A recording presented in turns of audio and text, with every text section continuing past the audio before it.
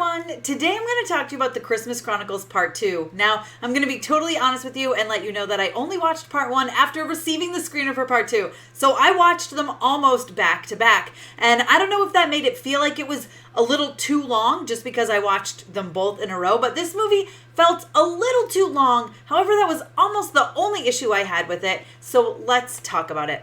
Hey, Tessa from Mama's Geeky here. Thank you so much for stopping by my YouTube channel. Okay, first of all, Kurt Russell is absolutely phenomenal as Santa Claus. I think he was the perfect casting. I feel like he put his heart and soul. He truly put his heart and soul into this role. If you have seen the first one, he continues on that same kind of, I want to say he humanizes Santa. And I just absolutely love him as Santa. Of course, Goldie Hawn, his real wife, playing his on-screen wife, is pretty amazing. There's that chemistry that you see seep through the screen, and you can just they're amazing together. I absolutely love them. I actually don't know if they're married, but they're together. I'm not 100%. I think they're married. Anyways, they're amazing on screen. Now, this follows Kate Pierce. She's in the first one. She was very young in the first one, and her father had just died, and now this is 2 years later. She is a teenager. Her mom is now dating someone, and she's not too cool with the idea of her mom dating someone new.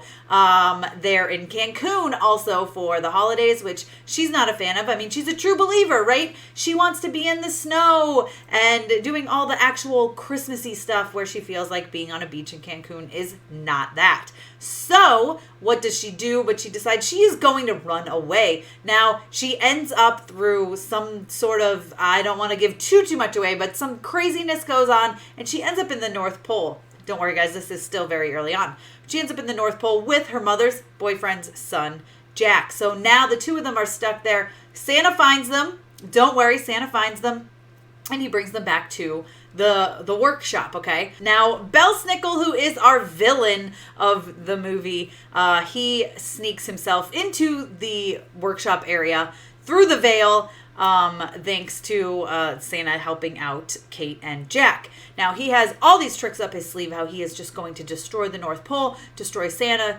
destroy Christmas.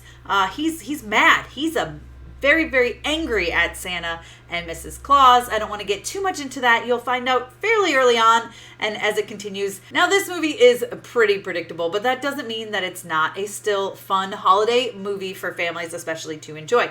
There's some very weird moments. There's a moment where they go back in time, and I thought this was completely unnecessary. And the fact that this movie felt a little too long at 2 hours, if they had cut that 15 or so minutes, that we really didn't need it. I get why, and I don't want to give any spoilers as to what happened while they were back in time.